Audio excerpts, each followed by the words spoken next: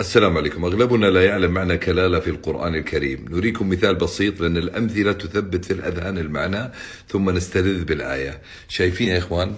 هذه تمرة لها نخلة خرجت منها من عجم، ثم بعد ذلك خرج هذا العجم من هذه التمرة، وكذلك هذه التمرة، وكذلك هذه التمرة.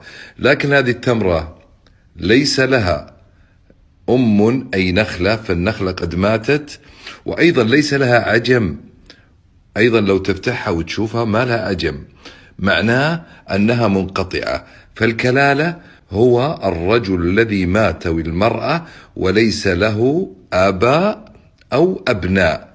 لذلك قال الله: وإن كان رجل يورث كلالة أو امرأة وله أخ أو أخت، يعني الذي يرث من؟ الأخ والأخت، فلكل واحد منهما السدس.